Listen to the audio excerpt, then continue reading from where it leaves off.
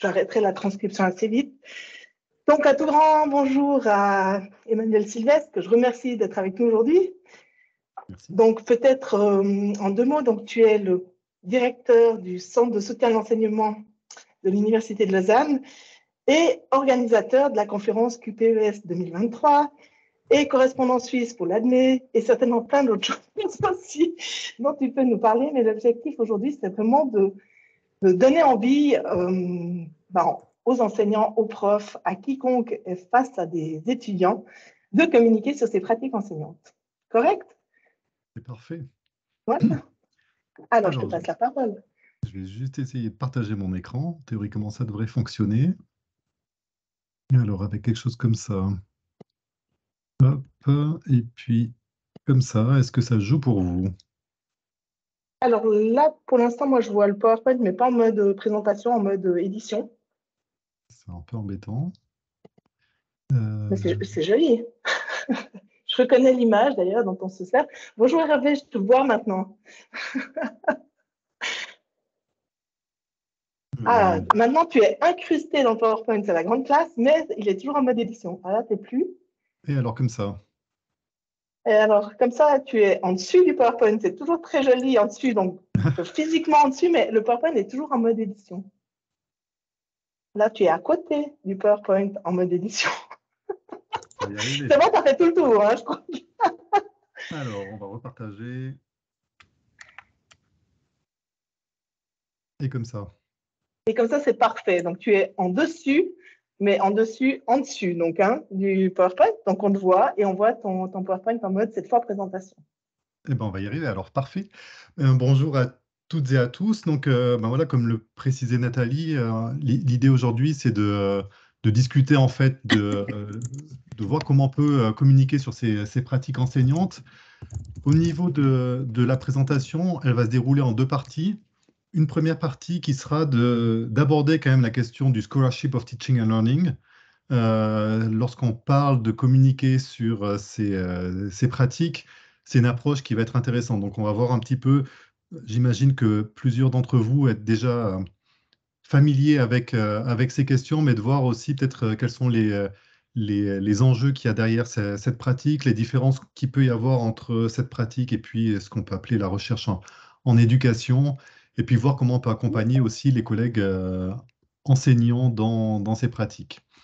Et puis on abordera, comme comme il a été mentionné tout à l'heure aussi, les deux colloques qui arrivent tout prochainement, donc le colloque QPES qui aura lieu en juin prochain, et également le colloque de l'ADME qui aura lieu bien un peu plus tôt. Mais les deux appels à communication sont déjà lancés et les dépôts peuvent déjà être réalisés. Alors, si je rentre dans le détail un petit peu maintenant du Scholarship of Teaching and Learning, l'idée, c'est de travailler en fait sur l'évolution de la posture enseignante et de voir comment le praticien, l'enseignant, l'enseignante passe par un nouveau chemin qui est de devenir un praticien, une praticienne réflexif. Donc, de commencer à avoir une approche réflexive sur sa pratique d'enseignement, d'aller vers une approche de praticien-chercheur, qui va peut-être être l'approche qui va nous intéresser ici dans le cadre de la discussion qu'on aura ensemble, où l'idée, c'est de confronter ces réflexions, ces questionnements à ce qui est dit dans la littérature et à le confronter également avec d'autres collègues lors de colloques en pédagogie, par exemple. Donc l'idée, ça va être de pouvoir passer dans ces différents stades, donc de passer du praticien au praticien-chercheur. Le côté chercheur, on va peut-être pas le prendre en compte directement ici. C'est plus des personnes qui souhaiteraient faire vraiment de la recherche en éducation, mais ce n'est pas forcément le cas de la plupart des personnes qui sont présentes aujourd'hui. Par définition, le Scholarship of Teaching and Learning, ça va être d'utiliser les méthodes scientifiques pour analyser son expérience et son activité d'enseignement, mais également analyser l'expérience et l'activité d'apprentissage de nos étudiantes et de nos étudiants. On va enrichir cette réflexion avec les éléments qui sont issus des recherches en éducation. Donc, il y a quand même pas mal de littérature sur le sujet, alors beaucoup dans la littérature anglophone, mais on a également pas mal de choses dans le monde francophone sur lesquelles on peut s'appuyer pour nourrir et essayer de comprendre ce qui se passe dans nos enseignements et voir ce qui pourrait être modifié ou des éléments qui mériteraient d'être intégrés dans notre pratique. Ça permet d'avoir aussi une démarche structurée de son analyse, donc d'adopter une démarche de recherche scientifique pour analyser sa pratique, et puis de pouvoir partager également son, son expérience et son analyse aux collègues, et puis forcément également discuter de cette pratique avec les collègues. Globalement, si on voulait traduire en français le Scholarship of Teaching and Learning, ça serait par la phrase suivante, en gros, de faire de son enseignement un objet de recherche, donc d'utiliser tout le matériel qui est à notre disposition pour pouvoir expérimenter. Donc c'est l'avantage aussi d'avoir une salle de classe, c'est qu'on va pouvoir tester quand même plusieurs choses, euh, sans forcément qu'il y ait un impact majeur sur l'apprentissage des étudiants, dans le sens où c'est pas parce qu'on va tester une nouvelle méthode et que si ça fonctionne pas, que les étudiants vont perdre leur année ou leur semestre, mais ça permet de voir comment ça fonctionne et puis de peut-être tirer quelques conclusions pour la suite de notre évolution de pratique.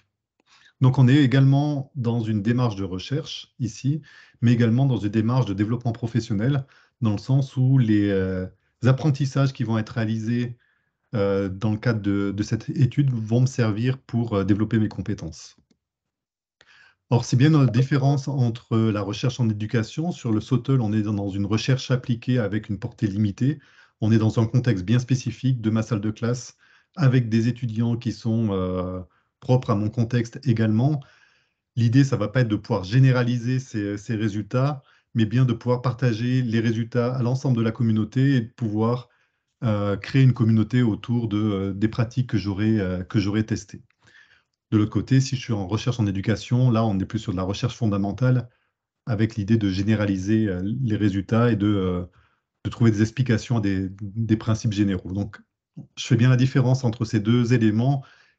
Et ce qui nous concerne pour les colloques de l'ANME et de QPES, si je me place du côté des enseignantes et des enseignants, on est plus proche de l'aspect SOTL pour communiquer, sachant que dans ces deux congrès, on a également des chercheurs en sciences de l'éducation, psychologie et autres, qui vont vraiment faire de la recherche en éducation également, qui seront présents. Ce qui est aussi intéressant au sein de ces deux colloques, pour pouvoir échanger justement avec également des chercheurs du domaine. Un premier point qui est intéressant, qui est relativement simple à mettre en œuvre lorsqu'on veut analyser sa pratique, c'est de s'appuyer sur la pratique réflexive. On citera Lewin, on citera Kolb, notamment pour les références principales sur le sujet. L'idée, c'est de partir d'une situation problématique, par exemple, d'essayer d'expliquer le fonctionnement de cette situation, qu'est-ce qui s'est passé, de pouvoir analyser cette expérience, donc comprendre les enjeux qu'il y a eu derrière, d'essayer d'émettre des hypothèses par rapport au fonctionnement et d'élaborer des pistes d'action qu'on va pouvoir tester au cours suivant ou le semestre suivant. Donc ça, lorsqu'on va réfléchir à communiquer sur ces pratiques enseignantes, ça va être intéressant pour euh, clarifier la problématique qu'on souhaiterait communiquer, mais également pour concevoir le dispositif pédagogique qu'on souhaiterait mettre en place et sur lequel on souhaiterait obtenir des résultats pour voir si ce qu'on a mis en place a eu des effets ou non. Et donc là, on est sur une première ébauche du SOTL. Maintenant, si je prends plus globalement les différentes étapes du SOTL, ça a été pas mal aussi présenté dans la littérature. Je cite ici le modèle proposé par Bellil, Lison et Bédard, qui est relativement clair, organisé en 6 étapes. Première étape, on revient sur un peu le modèle que je vous présentais jusqu'avant, c'est d'analyser sa pratique. Donc, qu'est-ce qui fonctionne ou qui ne fonctionne pas dans mon enseignement et sur lesquels je me questionne. Ça pourrait être, par exemple, je vois qu'il y a un manque d'engagement de mes étudiants dans les tâches que je propose. Je propose des activités en cours pour les faire interagir, mais ça ne marche pas. Qu'est-ce qui se passe? Donc là, je peux travailler avec la pratique réflexive pour déjà identifier des pistes, Mais je vais passer rapidement au deuxième point, l'appropriation de connaissances, d'aller voir dans la littérature ce qui se dit sur le sujet. Donc, est-ce que sur l'engagement, la motivation des étudiants, il y a des écrits sur le sujet? Et puis, qu'est-ce que ces écrits m'apportent par rapport à ma problématique? Une fois que je me suis nourri de cette littérature, je vais développer un dispositif pédagogique. Donc, qu'est-ce que je vais mettre en œuvre dans mon enseignement pour que que ça puisse améliorer la situation. Et quatrième étape, je vais le mettre en place concrètement dans le cadre de mon enseignement. Et donc là, ça va être en phase de test. Je vais passer ensuite à la phase d'évaluation. Donc par rapport à la situation de départ, ce que j'ai mis en place, est-ce que ça a eu un impact sur, par exemple, l'apprentissage de mes étudiants ou de mes étudiants, ou sur leur motivation, dans l'exemple que je citais ici. Donc là, il va falloir aussi développer des outils d'évaluation. Comment je vais évaluer que ce que j'ai mis en place a eu un impact ou non. Et l'idée du SOTL aussi, c'est de communiquer ce travail-là à la communauté. Et donc pour pouvoir aussi le soumettre à la critique et au débat avec l'ensemble de la communauté universitaire. Donc c'est ces 6 étapes qui sont intéressantes lorsqu'on veut communiquer aussi sur sa pratique. Euh, Dans les 2 colloques qui ont été cités au départ, donc QPES et les colloques de l'ANME, on viendra tout de suite après, mais il y a des possibilités d'avoir des présentations qui sont des analyses de dispositifs. Et ce qui va être demandé, en fait, c'est de suivre globalement cette démarche, donc de s'appuyer sur une revue de littérature sur le sujet, de décrire son dispositif pédagogique, de décrire comment ça s'est mis en œuvre concrètement dans son enseignement, de décrire également comment on a évalué donc sa méthodologie pour obtenir des preuves que ce qu'on a mis en place a eu des effets. Et puis la communication, ben, bien entendu, ça va être le résultat de tout ça, de proposer un article, un texte à l'ADME ou à QPES. Alors, peut-être on peut prendre quelques minutes pour discuter de cette démarche-là, si vous le souhaitez déjà dès à présent, avant de rentrer dans le détail des 2 colloques. Mais juste avant, il y a un point qui est assez important à souligner, c'est la question du consentement. Notamment lorsqu'on va évaluer l'impact de notre dispositif. De plus en plus, lorsqu'on va communiquer dans des revues spécialisées sur des analyses de dispositifs, il est demandé s'il y a eu la soumission en fait du protocole à un comité d'éthique, notamment. Et de plus en plus, ces questions se posent par rapport à l'utilisation des résultats d'évaluation des enseignements par les étudiants.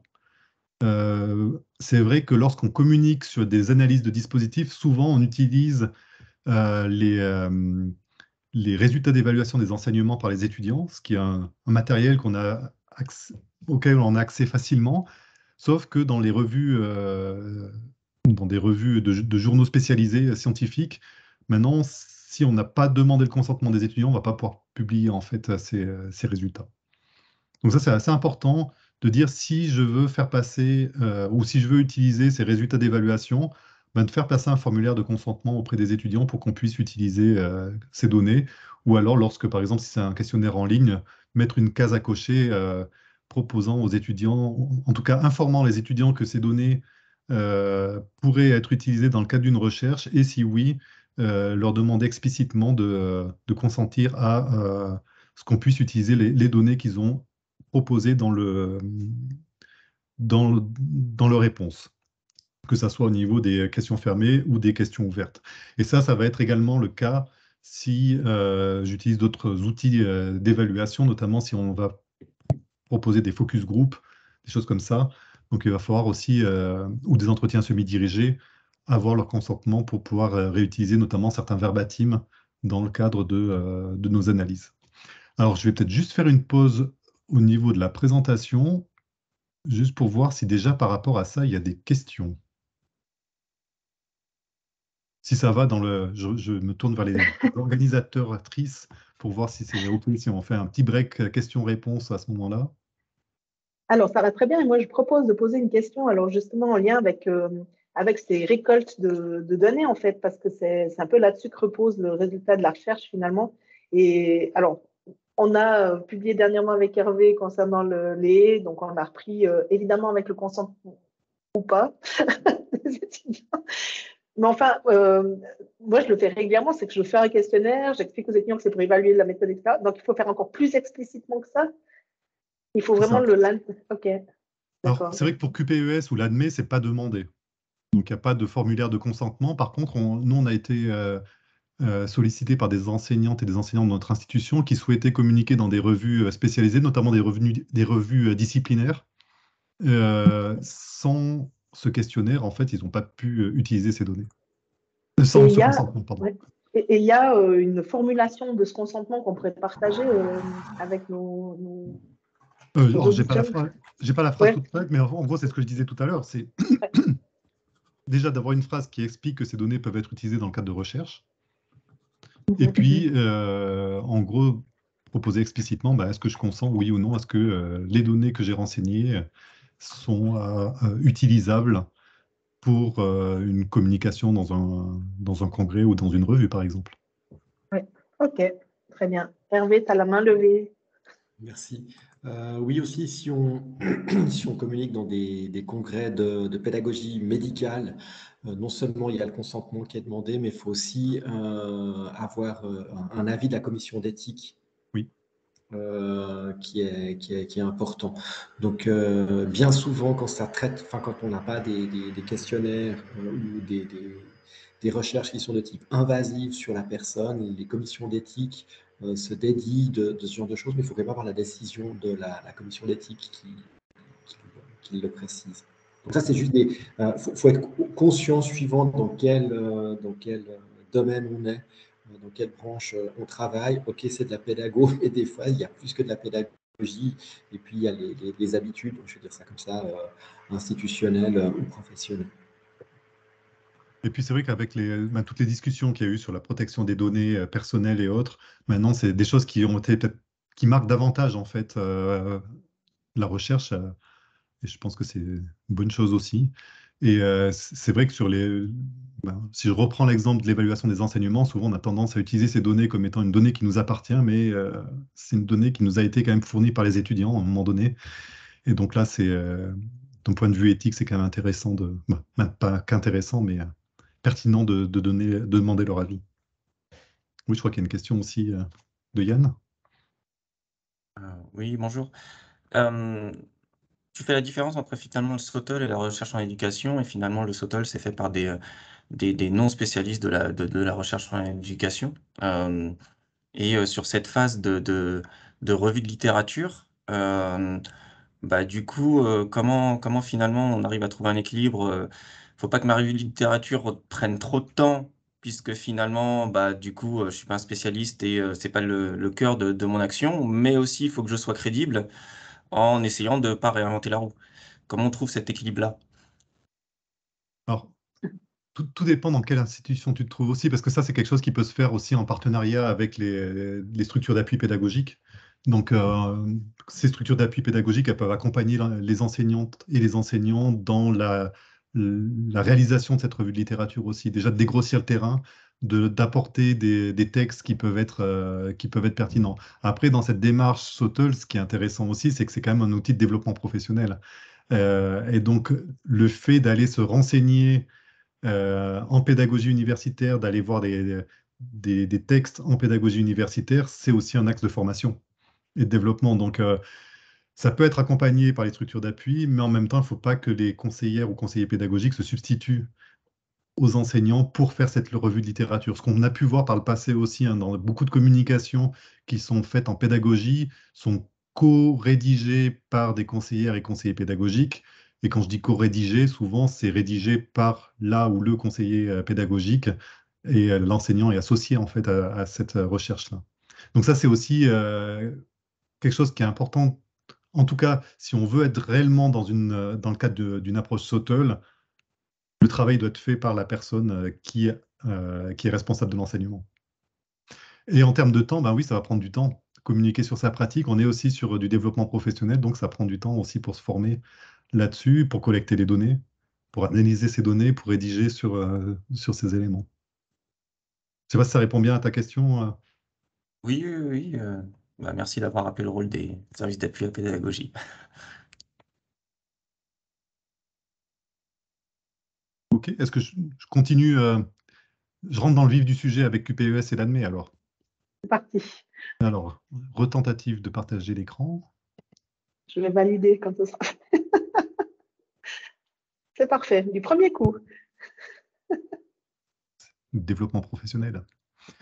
Deux colloques avec dépôt de communication imminent.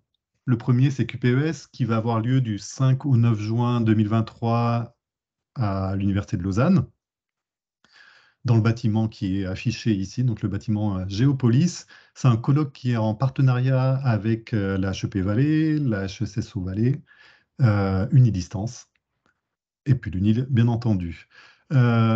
La thématique de ce colloque, c'est apprendre de la nature, enjeu pour la pédagogie dans l'enseignement supérieur. Il y a plusieurs axes thématiques qui sont proposés ici. Je vous ai mis le lien vers le site du colloque si vous n'avez pas encore cliqué dessus auparavant. Il y a déjà pas mal d'informations sur l'appel à communication, sur les critères d'évaluation. On va passer à travers aussi ces éléments aujourd'hui. Et tout prochainement, tout bientôt, à partir de la semaine prochaine, il y aura aussi des informations pour l'inscription. La thématique est relativement large.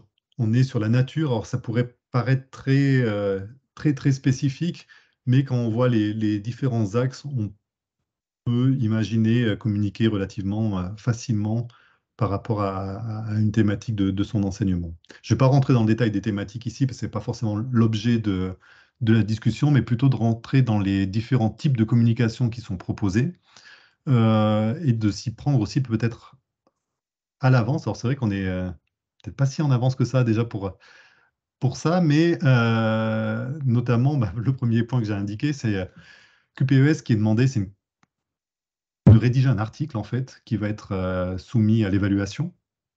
Et c'est un article de 25 000 signes, tout compris avec la bibliographie. 25 000 signes, ça correspond à peu près à 6 pages de texte qui va être proposé. Donc c'est quand même pas rien lorsqu'on veut commencer à communiquer sur sa pratique. Ça prend du temps à réaliser. Et sachant que, comme on le mentionnait avant, il y a aussi une revue littérature qui va être demandée. Donc il y a du temps de lecture aussi pour pouvoir rédiger ce texte.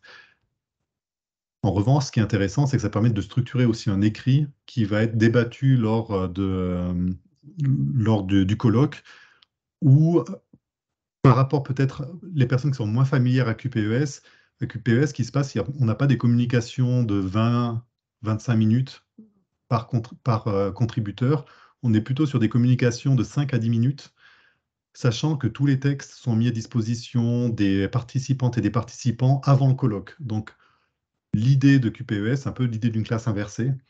On arrive au colloque dans des sessions en étant déjà préparé, en ayant déjà lu les textes. Et l'idée, c'est que ça soit beaucoup plus un échange avec les auteurs sur les textes. Donc on est vraiment aussi dans cette perspective du SOTOL pour pouvoir communiquer, échanger avec la communauté, avec d'autres praticiens et également avec des chercheurs du domaine qui seront présents lors du colloque. Donc c'est ce qui est vraiment intéressant d'avoir cet enrichissement mutuel. Dans les contributions individuelles, il y a 3 types de contributions qui peuvent être proposées. Des analyses de dispositifs. Donc là, j'ai mis en place un dispositif pédagogique intéressant qui mériterait d'être communiqué à la communauté. Eh bien, je vais le décrire. Je reviendrai dans le détail de ce qui est attendu par rapport à ça, mais ça reprend les différentes étapes du SOTL. Ça peut être, or là, c'est peut-être plus pour les chercheurs en éducation, mais ça dépend aussi peut-être que dans vos pratiques, vous avez cibler votre recherche sur quelque chose d'assez spécifique qui pourrait être plus généralisable. Et dans ce cas-là, ça peut être un bilan de recherche en pédagogie. Ça peut être également un point de vue, donc qui est plus un avis documenté sur un sujet, donc plus issu d'une revue de littérature, d'une synthèse de ce qui a été dit et d'argumenter par rapport à son propre point de vue sur le sujet. Donc là, on est moins sur des données qui vont être présentées, mais plus sur un aspect littéraire, on va dire. On peut déposer des contributions individuelles, mais on peut aussi déposer un symposium, ce qu'on retrouve habituellement dans le cadre de colloques. Et les symposiums peuvent être composé de 3 éléments. Ça peut être 3 analyses de dispositifs, ça peut être 3 bilans de recherche en pédagogie, ça peut être 3 points de vue, mais ça peut être aussi une analyse, un bilan, un point de vue, ça peut être 2 analyses, un point de vue. Donc on peut mixer en fait les différentes contributions individuelles au sein du symposium, sachant que chaque contribution d'un symposium va être évaluée séparément. Donc pour que le symposium soit accepté, il faut que les 3 contributions individuelles soient acceptées. Donc il y aura dans un symposium 3 articles de 25 000 signes, plus un texte de cadrage qui explique en fait le lien entre ces 3 contributions. Et il y a également la possibilité de proposer des ateliers. Donc c'est plus en lien avec de la formation, du développement professionnel. Ça peut être aussi de faire tester son dispositif pédagogique à la communauté. Donc on a mis en place quelque chose de super intéressant avec nos étudiants. Et plutôt que de le montrer sous un format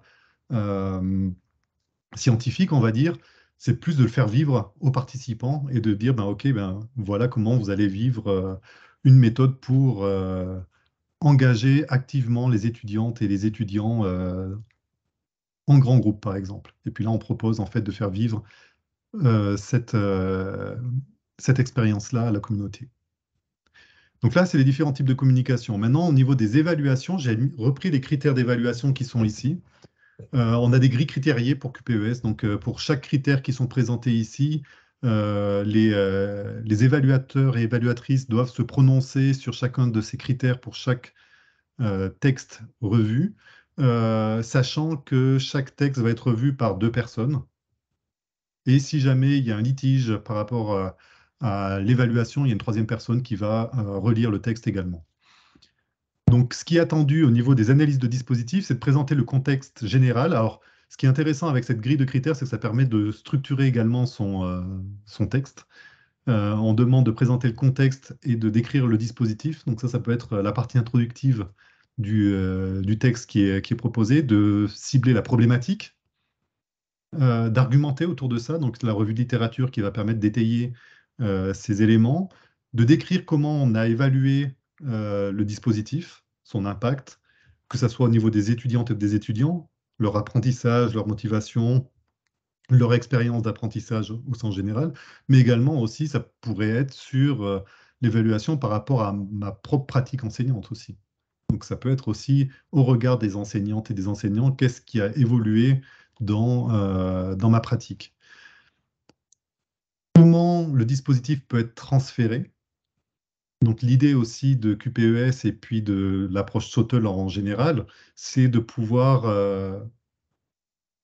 partager en fait ce qu'on a fait et d'expliquer dans ce qu'on a mis en place dans son enseignement, qu'est-ce qui pourrait être repris facilement, repris ou adapté dans un autre contexte d'enseignement. Sachant qu'ici, ce qu'on a mis en place, ce qu'on a testé est fortement contextualisé. Donc c'est vraiment lié à mon enseignement dans mon contexte, de mon école, de ma faculté, de ma filière, avec un groupe plus ou moins grand d'étudiantes ou d'étudiants, avec la diversité que je peux avoir dans mon institution.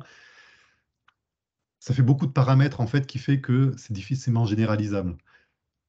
Mais par contre, il y a des choses qui ont été mises en place, qui peuvent être transférées, des méthodologies, et de voir comment après ces choses-là peuvent être adaptées. Ce qui est attendu aussi, c'est un regard réflexif, donc une analyse critique du dispositif. Qu'est-ce qui, selon moi, a bien fonctionné aussi dans ces dispositifs? Qu'est-ce qui a moins bien fonctionné? Qu'est-ce qui mériterait d'être creusé ultérieurement? Donc vraiment d'avoir des perspectives aussi par rapport à tout ça. Ce qui est attendu également, c'est que des aspects plus formels, mais une correction de la langue française, du style, clarté, qualité des illustrations. On est sur un colloque international francophone. La difficulté pour les relecteurs, c'est de comprendre les contextes qui ne sont pas de leur pays, les acronymes qui ne sont pas de leur pays, certains termes qui sont très spécifiques des fois à nos contextes locaux. Donc là, c'est important d'être attentif en fait aux termes qu'on va utiliser. Si j'utilise, je ne sais pas si je parle d'une HES au sein de ma communication, les HES, mais il en existe en Suisse, il en existe en Belgique, mais pour le public français ou québécois, c'est peut-être un peu plus compliqué à comprendre de ce que c'est. Donc ça va être important d'expliquer en fait qu'est-ce que c'est qu'une HES. Donc là, ça peut être dans la présentation du contexte, d'être explicite sur notre contexte d'enseignement. Également, si on dit que nos étudiants viennent de terminer le gymnase ou autre, ben, peut-être que ça, c'est des choses qui ne vont pas être comprises aussi par tout le monde. Donc c'est là où c'est important de garder en tête que le public qui va lire nos textes ne sera pas forcément tous suisses, ou n'aura pas forcément une compréhension globale aussi de tous les termes qui sont utilisés dans le monde francophone. Et puis, bien entendu, ce qui va être aussi analysé, ça va être le lien avec la thématique du colloque. Donc là, on a une thématique de la nature. Si on parle de complètement autre chose que la nature, ben, sur ce critère-là, ça risque d'être un peu plus compliqué. Alors, ça ne veut pas dire que le texte ne sera pas accepté, mais il vous sera sûrement demandé en révision d'expliciter le lien avec la thématique du colloque. Est-ce que ça va déjà là-dessus? OK. Je passe rapidement sur les autres éléments, sur les points de vue. Alors là, comme je le mentionnais tout à l'heure, c'est plutôt une argumentation par rapport à de la littérature. Donc forcément, ce qui va être identifié et analysé, ça va être la problématisation, la cohérence de l'argumentation, l'exploitation de la littérature sur le sujet. Donc autant sur l'analyse du dispositif, on va regarder aussi sur quoi repose la compréhension de la problématique au regard de la littérature. Ici, il est attendu que la littérature soit exploitée de manière un peu plus complète. Des exemples qui sont cités également, des perspectives et des enjeux pour la pédagogie. Donc, si je apporte un point de vue spécifique sur un domaine, mon point de vue sur l'hybridation de l'enseignement post-Covid, quels enjeux pour la pédagogie, ben, je dois pouvoir être capable d'étayer en fait par rapport à tout ça. Également, les 2 critères de correction de la langue française et le lien avec la thématique du colloque seront attendus. Sur les bilans de recherche, on est aussi sur la problématique, l'explicitation des concepts au regard de la littérature scientifique, la méthodologie qui a été mise en place pour évaluer l'impact ou pour analyser ce qui a pu se passer dans le dispositif, l'analyse des résultats, et puis la mise en perspective et une conclusion par rapport à ça. Donc là, on reste sur un écrit de recherche que vous pouvez avoir dans chacune de vos disciplines. Et puis, on a le côté atelier qui est proposé. L'idée, ça va être de décrire un atelier comme une formation. Donc, ce qui est attendu, c'est une sorte de syllabus ici, avec bah, finalement, quels seront les objectifs d'apprentissage liés à cet atelier. On peut aussi indiquer le dispositif, comment ça va se dérouler, la cohérence des activités au regard des objectifs d'apprentissage. On peut proposer une sorte de scénario pédagogique aussi avec un déroulement timé des différentes activités qui seront proposées. Proposer un temps de retour réflexif sur l'activité. Donc l'idée, c'est de faire vivre l'activité aux participantes et aux participants. Mais ce qui va être demandé aussi, c'est comment on va aussi demander un retour aux participantes et aux participants sur l'activité. Donc là, c'est quelque chose qui doit être explicité aussi. C'est des activités qui permettent de prendre du recul sur l'activité qu'ils ont vécue. Donc c'est pour ça qu'on a parlé aussi de restructuration des connaissances, de dire, ben, j'ai vécu une activité, qu'est-ce que ça m'a fait vivre? Qu'est-ce que je peux réexploiter aussi pour le futur. Ce qui va être demandé aussi, c'est l'originalité de la démarche et des outils. Donc, si je viens pour tester un outil de boîtier de vote électronique à WooClap, peut-être que type WooClap dans un atelier comme ça, c'est peut-être pas ce qui est le plus original à l'heure actuelle, sauf si j'ai utilisé un certain type de questions que j'ai développé ou autre. Voir la faisabilité aussi de cet atelier sur un format d'1h30. Donc on est sur des formats qui sont relativement courts, donc de voir comment c'est permettre en fait aux évaluateurs de comprendre si ça va être réaliste ou pas d'avoir un atelier d'1h30 sur cette thématique. Correction de la langue française également, et puis le lien avec la thématique du colloque, bien entendu, ce qui sera évalué. En termes de calendrier, la plateforme de dépôt est ouverte. d'ici le 1er décembre, donc il y aura l'ouverture des inscriptions au colloque. Il est attendu une première salve de dépôt des communications au 15 décembre. Ce n'est pas la deadline. La deadline, c'est vraiment le 15 janvier pour soumettre une proposition. Sachant que si vous proposez quelque chose avant le 15 décembre, vous aurez un retour fin janvier, ce qui vous permet peut-être de planifier aussi vos déplacements et autres plus rapidement pour ça. Alors que si vous attendez le 15 janvier pour faire le dépôt, ben, ça sera un retour plutôt fin février. Voilà pourquoi il y a 2 dates. Il n'y aura pas de 3e phase de dépôt. Donc c'est aussi QPES peut-être un peu différent d'autres types de colloques. Par exemple, l'ANME, il y a une date qui est prévue pour faire les dépôts en général. Et puis souvent, ce qui se passe, c'est que cette date, il y a un report de 15 jours ou 3 semaines, un mois pour permettre aux retardataires de faire un dépôt. Ici, il n'y a pas de report. Donc le 15 janvier, c'est vraiment la deadline. Si vous dépassez cette date, ça sera fini, ça ne sera pas accepté, ce qui sera un peu dommage si vous avez écrit un texte de 25 000 signes. Parce que ce qui est attendu pour le dépôt, c'est vraiment le texte de 25 000 signes. Et il y aura QPS 2024. 2025. À 25. C'est tous les 2 ans. Ouais. Alors, ce qui est intéressant aussi, là, on parle de QPES et de l'ANME. Vous pouvez communiquer. L'ANME avec une petite spécificité, j'y reviendrai juste après. Pour QPES, donc on est vraiment sur pédagogie de l'enseignement supérieur. Ce colloque alterne avec une année sur 2 avec l'AIPU. Donc en 2024, il y aura le colloque de l'AIPU. Donc ce qui est aussi intéressant, c'est de dire, ben voilà, je peux communiquer en 2023 à QPES, 2024 à l'AIPU, et en 2025, je pourrais communiquer encore sur un nouveau projet sur QPES. Donc si vous avez des projets aussi sur lesquels vous voulez communiquer, mais qui ne sont pas encore assez mûrs, ou vous n'avez pas encore collecté assez de données pour pouvoir communiquer dessus, vous savez qu'il y a aussi d'autres opportunités qui arrivent tout prochainement. L'avantage de QPES cette année, c'est que c'est à Lausanne, donc c'est quand même pas très loin pour faire le déplacement et venir profiter d'un colloque international qui porte sur la nature et qui se veut aussi durable à tous les sens du terme. Donc là, on n'a pas des gros déplacements à faire, ce qui est aussi intéressant. Bon, AIPU 2024, c'est à Sherbrooke, c'est aussi sympa hein, quand même. On peut voir l'autre côté. C'est aussi sympa. Alors, mais ça prend plus de temps, c'est sûr. J'arrête la présentation aussi ici avant de rentrer dans l'ANME parce qu'il y a peut-être des questions spécifiques sur QPES. Donc si vous en avez, pas spécialement. Je vois rien chez les participants, pas de main qui se lève et pas rien dans le chat non plus. C'est l'heure du repas, c'est pour ça, il y a tout le monde qui a le sandwich en même temps.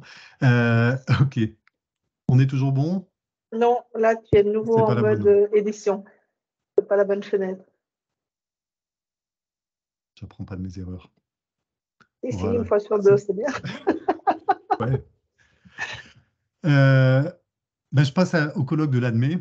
Donc le colloque de l'ANME, c'est pour l'association développement, mesure, évaluation et éducation. Alors c'est un colloque qui est plus spécifique à l'évaluation au sens large. Donc cette année, le colloque porte sur l'évaluation des apprentissages, mais d'habitude, le colloque, c'est vraiment le terme de l'évaluation. Donc ça peut être l'évaluation dans une démarche qualité, ça peut être l'évaluation des formations, ça peut être l'évaluation des politiques institutionnelles, ça peut être l'évaluation des compétences. Donc ça peut être vraiment très très large, mais spécifique à l'évaluation. Et ce qui différencie aussi de QPES, c'est que ça ne porte pas que sur l'enseignement supérieur. Donc on peut parler de l'évaluation dans un contexte d'enseignement obligatoire, post-obligatoire, dans de la formation continue tout au long de la vie, etc. Donc on est vraiment sur un champ un peu plus large qui regroupe peut-être un peu plus des chercheurs dans le domaine, mais également des enseignants qui ont pu travailler sur des dispositifs. Donc la thématique de cette année, c'est évaluer les apprentissages, continuité et rupture. Le colloque aura lieu en Belgique, à Mons, du 3 au 5 avril de cette année. Et vous voyez qu'il y a également différentes sous-thématiques qui sont proposées. Donc, premier point, évaluation tout au long de la vie. Alors, j'ai mis en gras ce qui différencie en fait les différentes phrases. dans une perspective neurocognitive ou cognitive, dans une perspective didactique. Donc là, dans une perspective pédagogique, ça laisse l'opportunité de communiquer sur ses pratiques, en tout cas. Là-dessus, peut-être que sur tout au long de la vie, ça concerne moins de personnes ici aujourd'hui, mais en tout cas, sur les aspects didactiques ou pédagogiques, il y a moyen de communiquer. Donc, le site admet2023.be, qui est disponible. En termes des formats de communication, donc on a également des communications individuelles.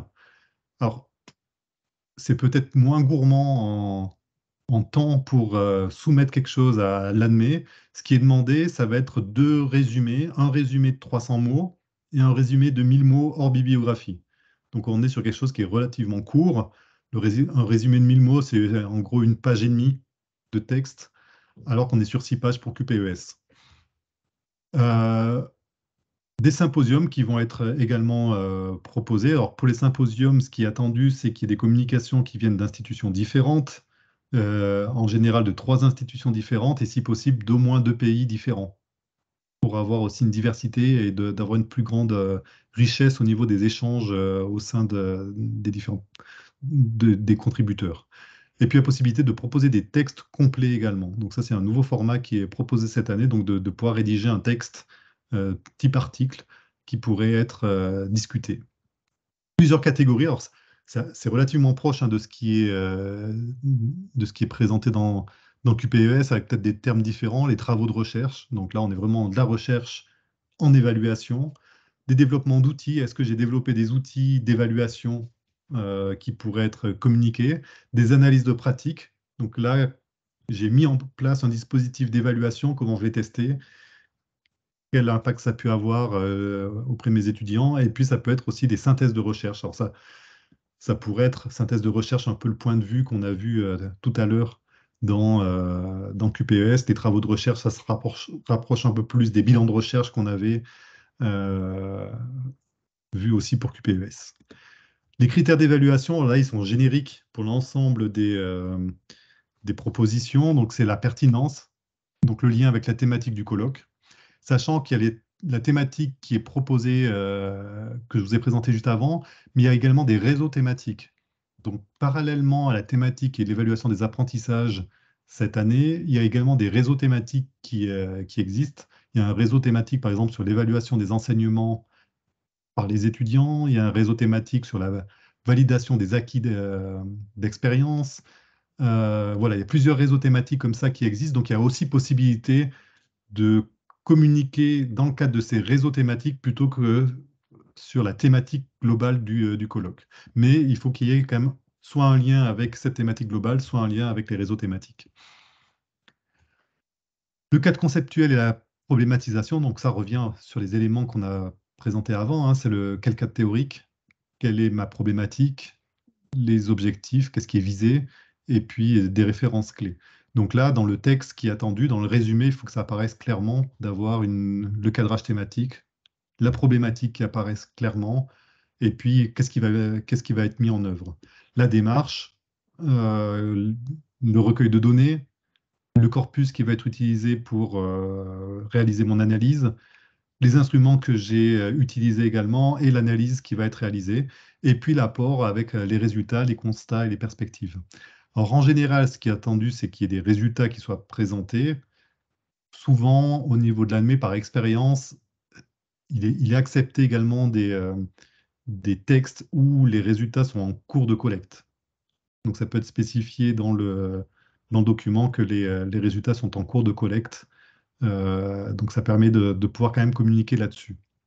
Ce qui est un peu différent pour QPES, où QPES, il faut que les textes comprennent déjà des résultats. Donc, si vous avez quelque chose, mais qui n'est pas encore assez mûr, ou vous êtes en train de collecter des données qui ne seront pas utilisables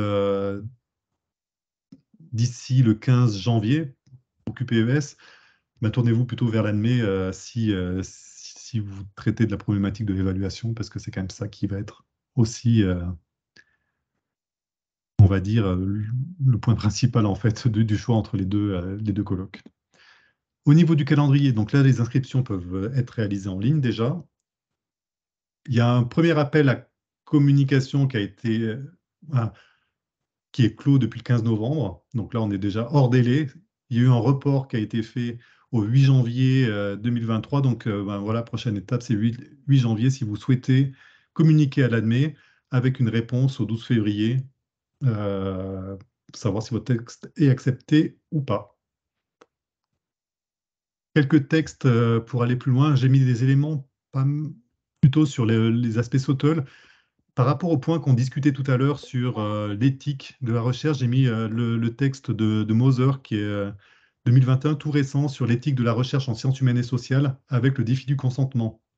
Je vous invite vraiment à aller lire ce texte, c'est vraiment très intéressant sur, avec une approche un peu plus sociologique ici, en fait, sur la recherche en sociologie, mais c'est des choses qui sont aussi intéressantes pour nous au niveau des recherches qu'on peut conduire sur l'analyse de nos pratiques en pédagogie. Il y a pas mal de parallèles qu'on peut faire avec ça, ce qui permet de comprendre pourquoi aussi on nous demande d'être un peu plus propre avec ces choses-là. Et je m'arrête ici et je suis tout ouvert à vos questions. Merci beaucoup pour cet éclairage. Peut-être pour rebondir sur ce dernier point, en tout cas concernant les haies, moi j'imagine que ça peut être institutionnalisé, que la première question soit validée de manière à ce qu'on chapeaute en fait tout ce qu'on veut faire ensuite dans ce cadre-là. Tout à fait. Voilà, alors merci beaucoup pour la contribution. Peut-être s'il y a des questions. Alors, je regarde, moi, j'ai un œil sur les participants pour voir des mains qui se lèvent. J'ai un œil sur la conversation pour voir des questions qui seraient écrites. Je pense qu'on n'est pas assez nombreux pour se couper la parole. Donc, n'hésitez pas à allumer vos micros et à intervenir. Je sens, Hervé, que tu as une envie folle de dire que non, ce ne sentait pas ça, d'intervenir. C'est bizarre, Hervé ne part pas aujourd'hui. Ouais, moi aussi, ça me surprend. Bon, peut-être j'arrête l'enregistrement, ça, je pense que c'est une bonne chose. Hein. Le reste, ça peut être fait en aparté. Hervé, tu pourras parler.